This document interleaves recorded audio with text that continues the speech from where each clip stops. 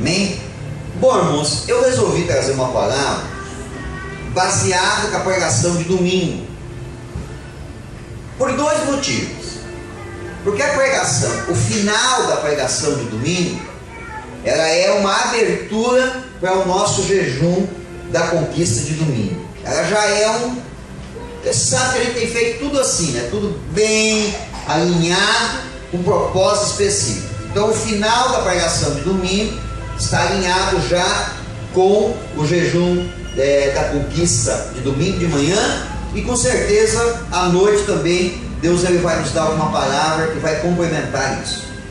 Então, em primeiro lugar, eu quero trazer uma palavra em cima disso, porque dá um complemento do que eu preguei domingo, e também para dar algumas referências para vocês do que é que vocês vão compartilhar na célula agora durante a semana, porque ficou difícil compartilhar da forma como foi pregado aqui, né? Então eu até brinquei com os irmãos, falei, vocês têm todos os tópicos ali, tem que se abordar. Não, lógico que não. Eu acabei até esquecendo domingo de comentar que vocês deveriam anotar apenas a última parte, que era de fato a pregação. O começo todo foi uma introdução. Inclusive eu queria até perguntar, o que vocês acharam da pregação de domingo? Gostaram? Não é uma coisa aprofundada, né? Mas eu quero relatar uma coisa para vocês. Eu que preparei o texto, eu que estudei, eu que me preparei para trazer aquela palavra, eu mesmo fiquei surpreendido com as coisas que Deus foi revelando aqui em cima do altar. Muitas das coisas que foram ditas aqui, irmãos, não são coisas que eu aprendi, que eu ouvi ou que eu tenho estudado.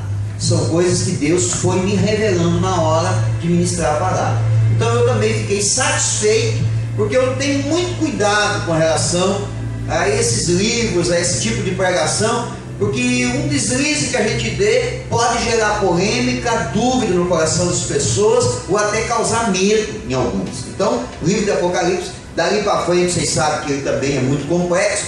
Eu vou estudar, vou preparar, para que no futuro a gente, breve talvez, eu volte a pregar mais um pedacinho a respeito de Apocalipse, ok? Então eu quero dar um complemento do que a gente pregou aqui no domingo, para que vocês anotem e possam compartilhar na célula. É lógico que vai ter alguns comentários de repente a respeito do que a gente pregou, falou aqui, alguém, mas como é que é isso, como é que é aquilo e tal. É lógico que eu não pude detalhar muito, eu tive que ser meio breve, meio rápido com relação a isso. Então vamos lá, vamos dar continuidade, vamos chamar então de Apocalipse ainda essa mensagem. Apocalipse capítulo 12, vamos ler o versículo 17, que é praticamente o texto que eu tinha separado para ministrar no domingo, né? O restante tudo foi uma preparação. Então vamos lá, Apocalipse capítulo 12, versículo de número 17. Glória a Deus. Todo mundo encontrou? Amém? Então vamos lá, olha só. Irou-se o dragão contra a mulher e foi pelejar com os restantes da sua descendência, os que guardam os mandamentos de Deus e têm o testemunho de Jesus, e se pôs em pé sobre a areia do mar. Amém? Irmãos, eu relatei aqui, o dragão é Satanás, é o diabo, é a antiga serpente, é o inimigo do homem, é aquele que quer destruir, quer acabar com o homem. Amém? Quando nós lemos aí todo aquele relato que eu fiz de Apocalipse, talvez algumas pessoas podem pensar assim, poxa vida, mas por que Deus está fazendo isso com a terra? Por que Deus está enviando aqueles cavalos, que tem aqueles personagens, os 7 selos, as trombetas? Irmãos, Deus não está enviando. Isso aí é um acontecimento por conta da rebeldia de Satanás. Quem causou todo esse caos, causou todo esse problema, foi o diabo. Não foi Deus. Deus ele está arrumando, Deus está consertando, Deus está botando em ordem para que aqueles que querem o Senhor de verdade possam morar na Nova Jerusalém sem nenhum problema. É isso que Deus está fazendo. Amém? Então aí você vai dizer assim, tá, mas e se a pessoa, por que tem gente que não vai ser salva? Porque Deus fez um ser, tanto o homem como os anjos, nós temos algo em comum. é livre-arbítrio.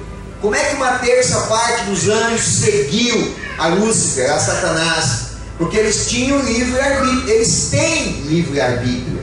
Assim como o homem também tem. Então é a escolha da pessoa. A pessoa quer andar com Deus ou não quer. Então Deus está dando oportunidade para todos. Deus está possibilitando que todos tenham uma vida com Deus. Amém? Então veja bem, ó, o dragão é Satanás, a mulher é Israel. Porque foi Israel que gerou, foi Israel que trouxe, que deu a oportunidade, a possibilidade de que o Filho de Deus, o Verbo, encarnasse. Ele encarnou dentro de uma nação, da nação judaica, da nação de Israel. Então essa mulher é a mulher que gerou Jesus humanamente. A mulher é a nação de Israel. Agora a nação de Israel também deixou descendentes. Como eu mencionei aqui, como é que nós fazemos parte desta herança? Através do casamento. Nós não estávamos dentro desse testamento, irmão. O testamento era para o povo de Israel. O compromisso de Deus é com o povo de Israel. Mas Deus ele fez de uma forma que nós tivéssemos acesso através, por isso que nós somos, a nossa herança, nós somos co-herdeiros. Nós não somos herdeiros diretos, nós somos co-herdeiros. E há várias menções na Bíblia, irmãos, a respeito disso. Naquela parábola da videira verdadeira, fala a respeito disso, que nós fomos enxertados na videira verdadeira. Amém? Então isso é muito importante, nós sabermos disso. Então veja bem, olha só o que esse texto diz, que o dragão, ele irou-se contra a mulher, e foi pelejar com os restantes da sua descendência. Quem é o restante? Os que guardam os mandamentos de Deus, os que guardam os mandamentos de Deus. Qual, pastor? Aqueles 10 mandamentos que estão lá no Velho Testamento. Nós temos que seguir a risca os 10 mandamentos.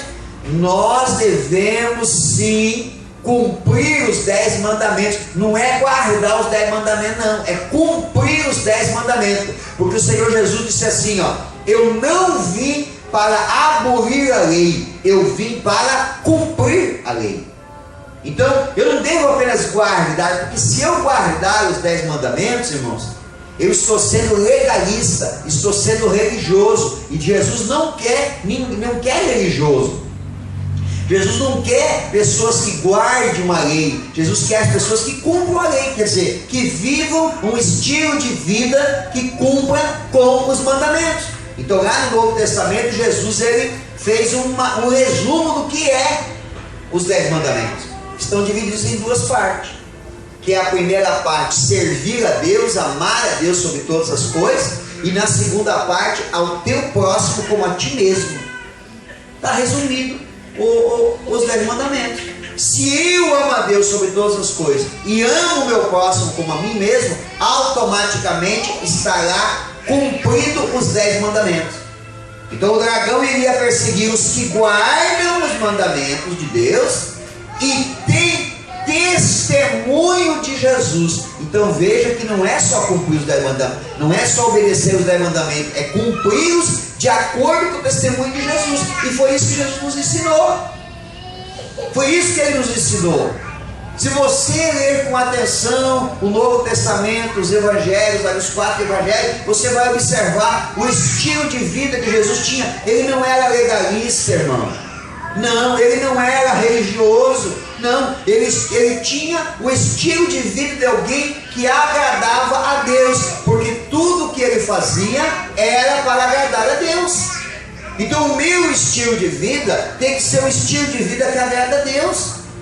Agora, se eu tiver uma listinha do que pode e não pode, eu vou ser um religioso. Eu só vou fazer o que está na lista. Agora, se eu tiver um estilo de vida de cristão de verdade, irmão, eu não preciso da lista. Por quê? Porque o Espírito Santo agirá em mim e me dará uma direção de como eu devo me comportar. Então veja bem, o dragão ele vai pelejar contra os que guardam os mandamentos e contra aqueles que têm testemunho de Jesus. Amém? Muito bem. Agora veja bem. Qual é a grande estratégia de Satanás? Qual que é a grande estratégia dele? Para nós entendermos, irmãos, o diabo ele é velho e ele não se renova. Deus é diferente. Deus ele não é velho. Deus ele é eterno. É diferente. E é isso que Deus está propondo para nós.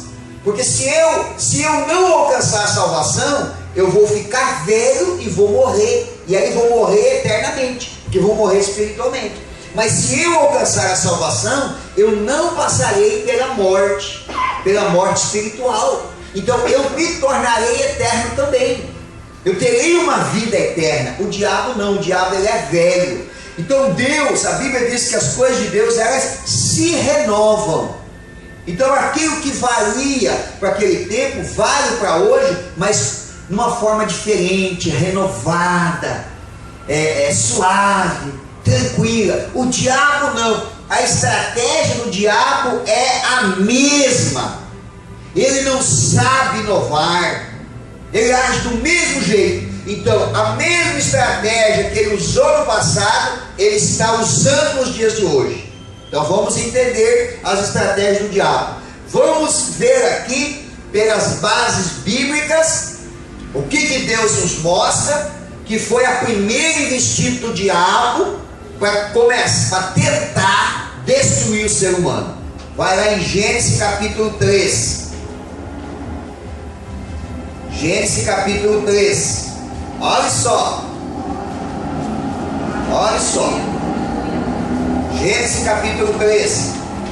Vocês lembram que eu citei lá domingo pregando, em um dos versículos que eu li de Apocalipse, em que disse assim: o diabo, Satanás, dragão, a velha serpente? Lembra ou não? Lembra, né? Então tá, então olha só. Olha que serpente que o apóstolo João está falando. Gênesis capítulo 3. Mas a serpente, mais sagaz que todos os animais selváticos que o Senhor Deus tinha feito, disse à mulher: é assim que Deus disse: não comereis de toda a árvore do jardim? Respondeu-lhe a mulher: do fruto das árvores do jardim podemos comer, mas do fruto da árvore que está no meio do jardim, disse Deus, dele não comereis, nem tocarei nele, para que não morra. Então a serpente disse à mulher: é certo que não morrereis, porque Deus sabe que no dia que dele comerdes, se vos abrirão os olhos, e como Deus sereis conhecedores do bem e do mal. Vendo a mulher que a árvore era boa para se comer, agradável aos olhos, e árvore desejável para dar entendimento, tomou-lhe do fruto e comeu, e deu também ao marido, e ele comeu. Abriram-se então os olhos de ambos, e percebendo que estavam nus, cozeram folhas de figueira e fizeram cintas para si. Quando ouviram a voz do Senhor Deus que andava no jardim pela viração do dia, esconderam-se da presença do Senhor Deus, o homem e a sua mulher, por entre as árvores do jardim. E chamou o Senhor Deus ao homem e lhe perguntou: onde estás? Ele respondeu: ouvi a tua voz no jardim, e porque estava nu, tive medo e me escondi. Perguntou-lhe Deus: quem te fez saber que estavas nu? Comeste da árvore de que te ordenei que não comesses? Então disse o homem: a mulher que me deste por esposa, ela me deu da árvore e eu comi. Disse o Senhor Deus à mulher: que é isso que fizeste? Respondeu a mulher: a serpente me enganou e eu comi. Então o Senhor Deus disse à serpente: visto que isto fizeste, maldita és entre todos os animais domésticos, e és entre todos os animais selváticos. Rastejarás sobre o teu ventre e comerás pó todos os dias da tua vida. Porém, inimizade entre ti e a mulher, entre a tua descendência e o seu descendente. Este te ferirá a cabeça e tu lhe ferirás o calcanhar. Amém? Então veja bem, o diabo, ele se aproveitou. Como é que o diabo foi entrar no jardim do Éden, né, irmãos? Como é que o diabo conseguiu entrar no jardim do Éden? Porque quando Deus colocou, se você ler depois ali, um pouquinho antes, quando Deus fez o homem, Deus colocou o homem lá no jardim do Éden, e o diabo da Bíblia diz que ele é pai da mentira. Por isso, tome cuidado, irmão, não minta, pelo amor de Deus, não minta. A mentira é do diabo. A Bíblia diz que o diabo é pai da mentira. Às vezes a pessoa diz, pastor, eu contei uma mentirinha santa. Não existe mentira santa. Se você mentir, você está praticando algo que vem do diabo. Não adianta, não tem explicação. Pastor, mas tem hora que a gente está numa situação que não tem que mentir. Não tem que mentir, irmão. Fale a verdade. Fale a verdade. O que Jesus disse? Eu sou o caminho, a verdade e a vida. Quanto mais verdade você falar, mais Jesus vai estar contigo. Então não minta, irmão. Tira isso da tua vida. Se você tem a prática da mentira, nem que seja aquela mentirinha só para... Às vezes tem gente que gosta de contar uma mentirinha assim só para se sobressair, né? Vai contar uma história, né? Aí inventa para se sentir um pouco melhor, para enaltecer o seu ego. Não minta, irmão, não minta. Se você tem alguma prática de mentira, comece a consertar, ora, jejua, clama a Deus, confessa isso para Jesus. Se tiver alguém que você pode confiar nele, conte para essa pessoa, diga, me ajude em oração, eu quero vencer esse mal aí, porque mentira é do diabo. Mentira é do diabo. Olha a mentira que o diabo conta. E o povo acredita. De vez em quando a gente escuta, né? As pessoas assim, menos informadas das coisas de Deus, as pessoas dizem assim, porque a profissão mais antiga do mundo. Você já ouviu alguém falando qual é a profissão mais antiga do mundo? Pode falar se alguém já ouviu. Prostituição. O mundo diz isso, irmão. De vez em quando eu escuto na rádio. Esse dia eu estava escutando a Rádio Gaúcha, e a mulher da Rádio Gaúcha estava falando sobre prostituição, não sei o quê. Ela disse, mas também a profissão mais antiga do mundo. Mentira! Mentira! Não é! A prostituição nem profissão não é. É um desvio de caráter. Qual que é a profissão mais antiga? É a profissão que foi dada para Adão.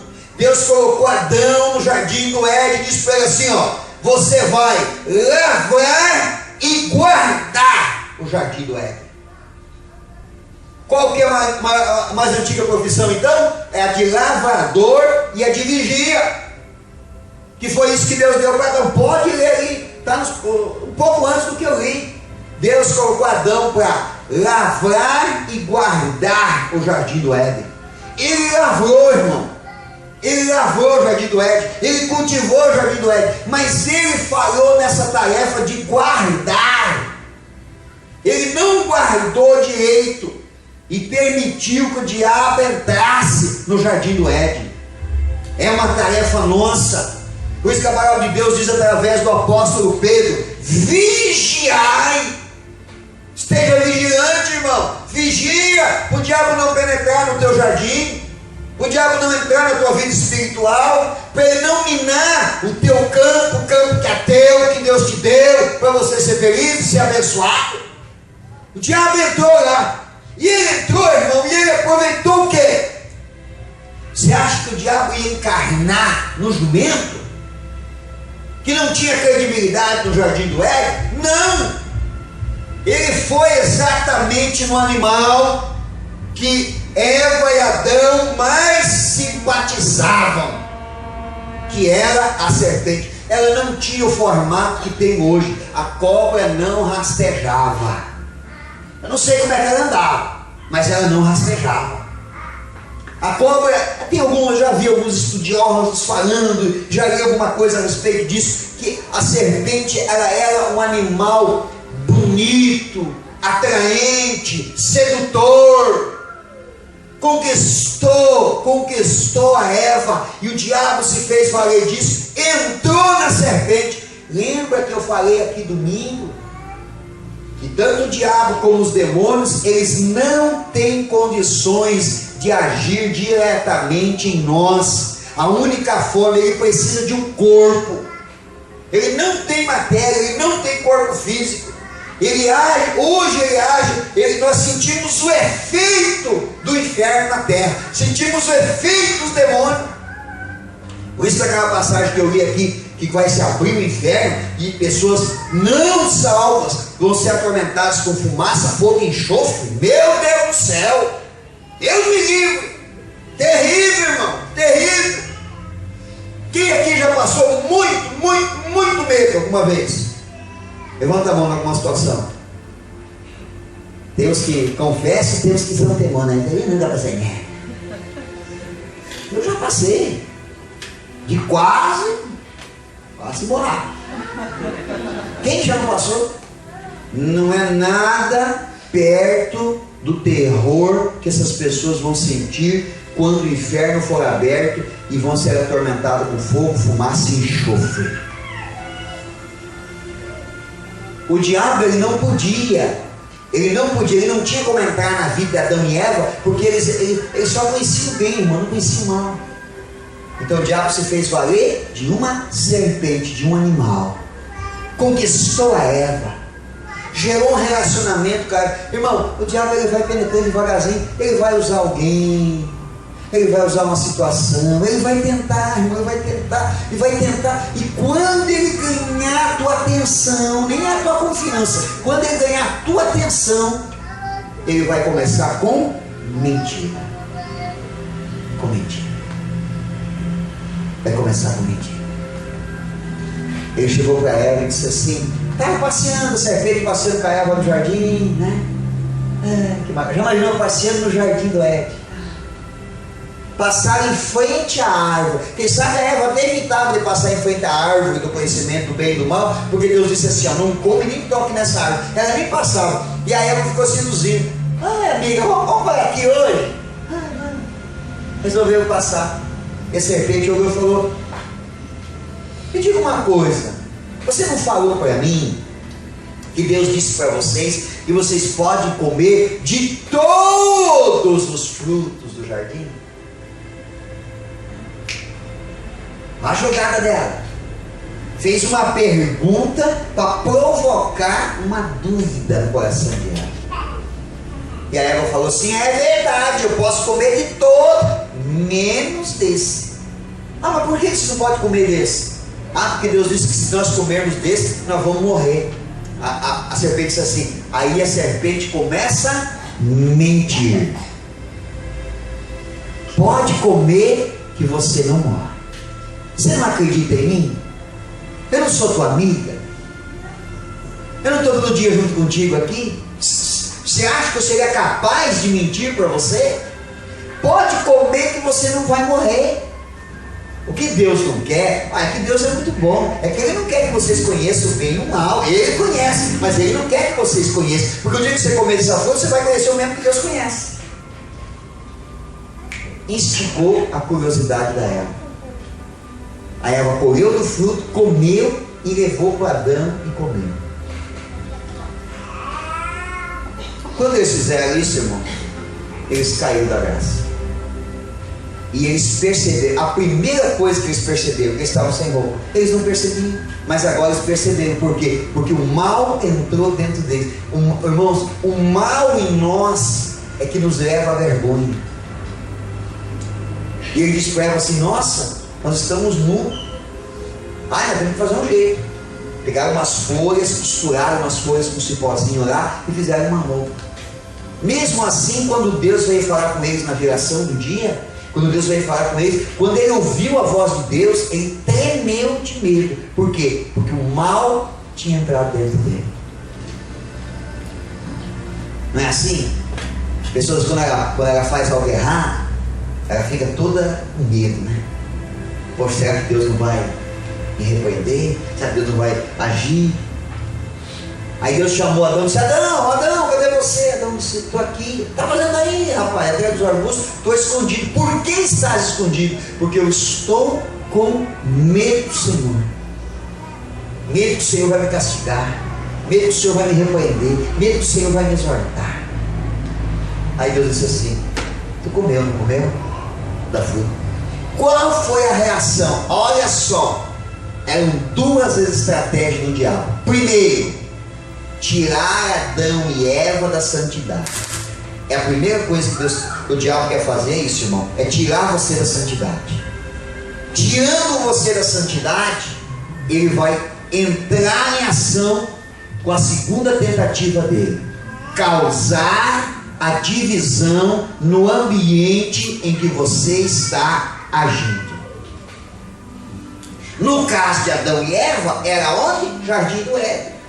Você vê que Adão, ele não se voltou contra Deus. Quando Deus falou para ele assim, você comeu? Ele disse assim, a Eva que me enganou. A culpa é dela. Começa a gerar aqui, irmão. Aqui começou a nascer, aqui começou a se gerar a morte de Abel. Estratégia do diabo. Ele diz, eu preciso dividir esse casal, eu preciso gerar contento nesse casal. Qual é o ambiente que você age hoje? Família, trabalho, célula, igreja. Não é esse o ambiente? É isso que o diabo faz. Primeiro ele tenta afastar você da santidade, e depois ele mente para você, tentando provocar o quê? Divisão. Divisão. Você já viu, não sei se você experimentou, mas quando tu está bem espiritualmente, você só vê coisa boa. Só vê coisa boa. Você vai para a célula, o dia está queimado, mas está gostoso. O quebra-gelo foi fraco, mas Deus falou contigo. Na hora de compartilhar a palavra, a maioria não quis falar a palavra, mas o irmão que falou meia dúzia de palavras foi suficiente para encher teu coração. Quando a gente está na santidade, tudo está bom. Agora, quando a pessoa dá uma enfraquecida, que ela se afasta um pouco da santidade, nada mais presta. Nada. Ela vai na célula, o ambiente não é bom, ela está cansada, a célula não termina nunca. Vem no culto, parece que o culto não termina nunca, o pastor parece que só está hoje dando bordoada, parece que está querendo falar algo para mim. É o ambiente onde você está. Essa é a segunda estratégia do diabo, dividir você no ambiente onde você está. Se você está bem espiritualmente, você enfrenta problema em casa, no casamento, com a família, mas você fica firme, tranquilo, você sabe o que fazer. Mas se não está bem, já enfia os pés pelas mãos, já fala o que não devia falar. Estratégia do diabo, deixa eu ir adiante. Capítulo 4 de Gênesis, versículo de número 8. Olha o diabo de novo agindo aqui, ó. Ele conseguiu causar algo em Adão e Eva. Agora Adão e Eva começam a multiplicar. E ele disse assim, eu tenho que matar esse projeto. Eu tenho que matar esse projeto. Ele percebeu que aquela multiplicação, aquilo ia gerar coisas grandes. Ele disse, eu tenho que matar esse projeto. Já imaginou se Caim matasse Abel, irmão? Já fez ideia do que seria a geração de Abel? Deus ele transpôs, ele compensou tudo na vida de Sete. Mas eu tenho plena convicção que se tivesse acontecido na vida de Abel, a geração de Sete foi a geração que Deus trabalhou nessa geração para poder chegar aos dias de hoje e poder cumprir com o seu propósito, com o seu chamado. Deus fez isso. Mas se fosse a de Abel, irmão, o coração que esse menino tinha, a vida que ele tinha, o temor que ele tinha a Deus. Capítulo 4, versículo 8 diz assim: disse Caim a Abel, seu irmão, vamos ao campo. Estando eles no campo, sucedeu que se levantou Caim contra Abel, seu irmão, e o matou. Irmão, eu estou falando uma coisa aqui que é uma aberração. O diabo tenta fazer o mesmo dentro das famílias, irmão contra irmão de sangue. Mas tudo bem, que às vezes os irmãos de sangue não são irmãos em Cristo, que não são convertidos, mas ele não tenta fazer o mesmo entre os irmãos em Cristo. aqueles que foram lavados pelo sangue de Jesus, regenerados no sangue de Jesus, têm a vida transformada. Alguns eram do mundão, estavam no pecado, alguns até homicídio tinham cometido, roubado, enganado, traído, mentido. Se converteram, Jesus transformou. O diabo vem e causa esse estrago de novo. Aí o que acontece? O Caim se levanta contra o seu irmão Abel. Divisão dá para o casal, divisão dentro da família, divisão na igreja, divisão na célula. Tem explicação, irmão? Uma atividade tão simples, gostosa, um relacionamento de família, um relacionamento de amor, um relacionamento tão gostoso que é a célula, irmão, tão gostoso. Como é que pode aquele irmão que se levanta contra o outro na célula? Ah não, pastor, essa célula eu não vou mais, vou tocar no céu. Por quê? Estratégia maligna, estratégia do diabo, dividir. Por isso que as nossas células, quando elas têm que abrir uma nova célula, a gente não divide, a gente multiplica. Porque divisão é do diabo. Mas ele fica tentando causar isso, divisão. Aquele irmão que às vezes se ajudou tanto, daqui a pouco ele se levanta contra você. Estratégia do diabo.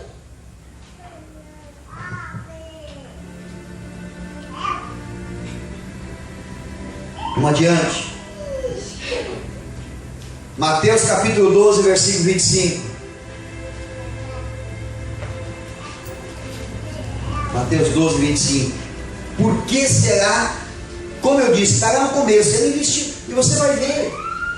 Aconteceu, irmãos, a nação de Israel teve um momento que se dividiu. Ficou 10 tribos para um lado e 2 tribos para o outro. Guerrearam que nem inimigos. Irmão, mataram um outro, mataram. Um dos reis mais poderosos de Israel foi Davi, o segundo rei.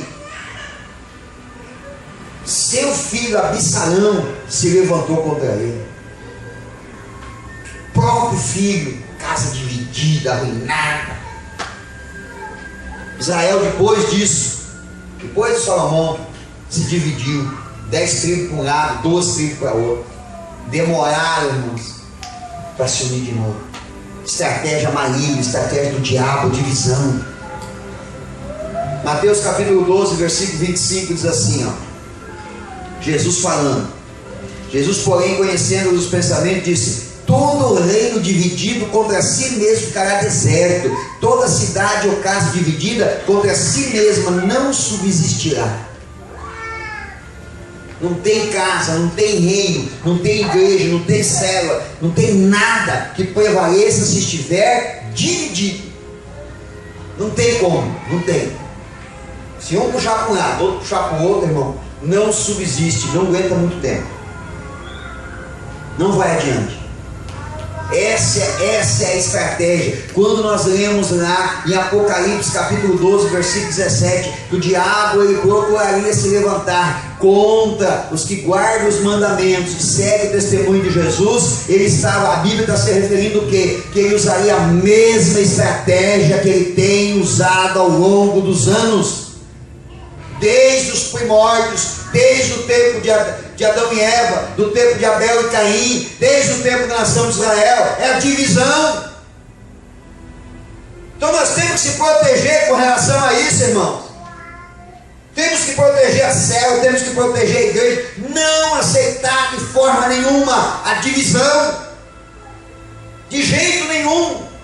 Temos que permanecer unidos, firmes no mesmo propósito, abraçados na mesma bandeira, dizendo: não, Deus vai abençoar, mas se tiver unidade, Deus abençoa. Irmão, domingo eu vou ministrar uma palavra lá no Jejum da Conquista, que você vai entender um pouco melhor isso. Não, irmão, não tem como uma célula ser abençoada se ela tiver unidade. Não tem.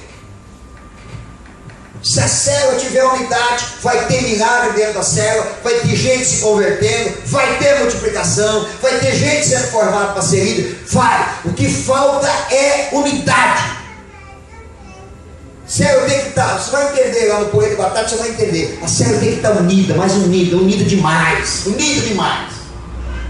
Não precisa ter uma multidão, irmão. Pode ser pouquinho. Eu prefiro que seja pouco, mas unido. Unido. Mas unidade de verdade, irmão. Não é aquela unidade superficial.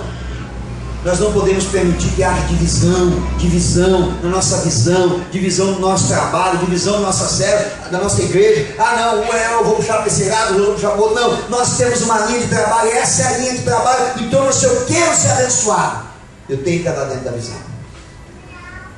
Casa dividida não prevalece. Esta é a grande estratégia de Satanás: dividir a igreja, dividir o propósito, dividir a visão e dividir a estratégia. Essa é a estratégia dele. É isso que ele vai tentar fazer, irmãos. É isso que ele começa a fazer desde o casal para dentro da igreja, na divisão. Irmão, para e pensa um pouquinho. Por que um homem e uma mulher que se amam tem que brigar? Me explique isso. Um homem e uma mulher que se amam, que dormem na mesma cama, que tem uma relação íntima, por que precisam brigar? Não precisa. Não tem porquê. Brigam porque é uma estratégia maligna de dividir o casal. Ele sabe que quando o casal está meio de picuinha, ele tem uma abertura ali para agir. Ele tem legalidade para agir. Por que irmãos numa célula tem que andar de picuinha um com o outro? Não há necessidade, não há. É tudo tão simples, é tudo tão organizado. Irmão, pastor, mas é que lá na minha célula tem as pessoas lá não cheiam de problema. Me mostre, me aponte alguém que não tenha algum problema. Não existe, irmãos. Todo mundo tem. Todo mundo tem algum tipo de problema. Sabe o que é o grande problema? Mesmo de verdade? É nós não vivermos o amor de Cristo. Jesus foi para a mesa da Santa Ceia e sentou ao lado dele Pedro, que o negaria, e Judas, que o trairia. E ele soube ministrar uma Santa Ceia com amor, e antes de ir para a ceia, lavou os pés dos apóstolos. Será que é tão difícil nós vivermos isso dessa maneira? Com essa humildade, com esse amor, com essa entrega, de se doar mais do que querer ser beneficiado. Essa é a forma de impedirmos que o diabo. Você acha que o diabo vai dizer assim: não vou mexer nessa célula, eu não vou mexer não. Não, os irmãos não servem o outro. Mas como é que eles vivem em amor? De verdade? Como eles têm uma unidade de verdade? Olha como eles se preocupam um com o outro. Hoje eu ouvi a pregação do pastor Ei, preparando para domingo, e uma das partes ele narrou uma história de uma célula.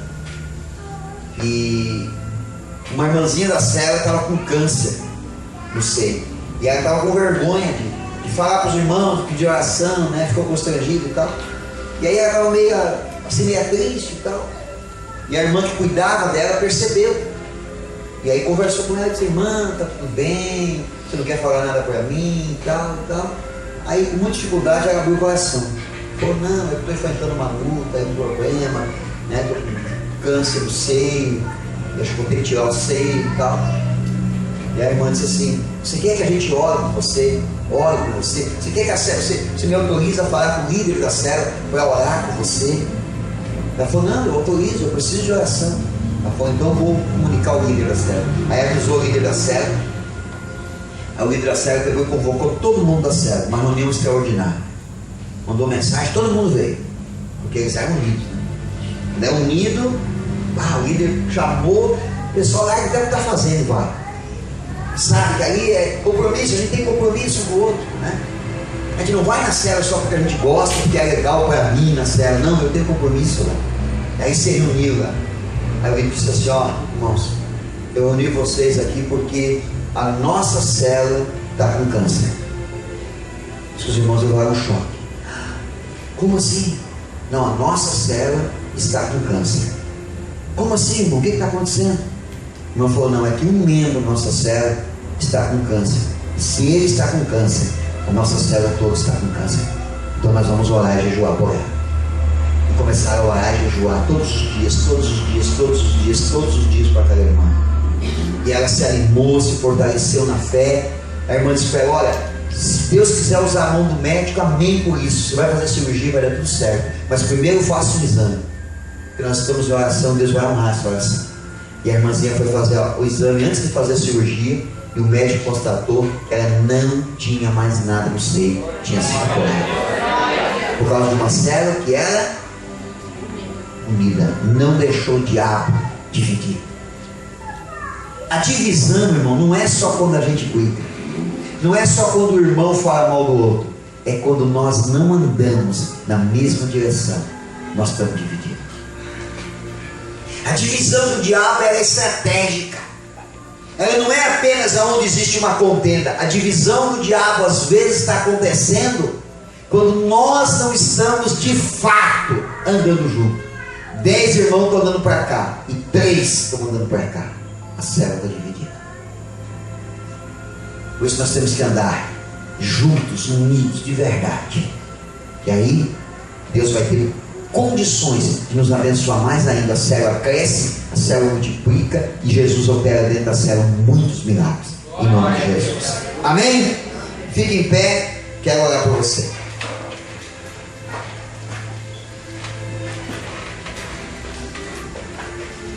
Compartilhe exatamente isso lá na célula essa semana. Exatamente dessa maneira, compartilhe. Amém? Já comece botando em prática até a questão do compartilhar. Unidade para compartilhar.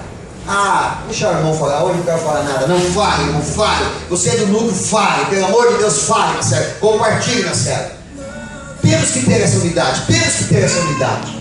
E daí Jesus vai operar, vai agir, vai fazer milagre, vai manifestar seu poder. Pastor, mas eu não entendo muito. Não, você entende, se você sabe. Você tem coisas preciosas na tua vida que Deus quer usar. É você que Deus quer usar. Se fosse o pastor estaria lá naquela célula. Se fosse só o líder da célula, ele estaria sozinho. Você não estaria lá. Você estará porque Deus quer te usar. Você não está na célula só porque é para você ser abençoado. Não, você está lá porque Deus quer te usar. Então ande na visão. Deixe Deus te usar como instrumento lá. Feche seus olhos.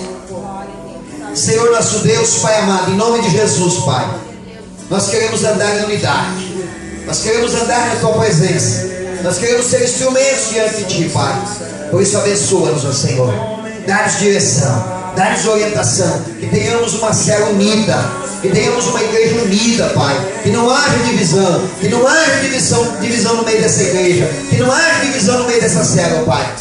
Abençoa nesta noite as nossas reuniões de núcleo, a preparação da célula. Abençoa também essa semana a preparação do nosso jejum. Que ele seja uma bênção, Pai, e possa alcançar muitas vidas. No nome de Jesus, leva-nos em paz, guardados e protegidos. O grande amor de Deus Pai, a graça do Senhor Jesus Cristo, seu Filho amado, e a comunhão consoladora do Espírito Santo seja com todos e com todos permaneça no nome de Jesus. Amém. Que Deus abençoe, uma boa noite a todos, vá em paz. Pessoal da GA1, GA2, GA3, uma reunião só hoje. Amém? Deus abençoe.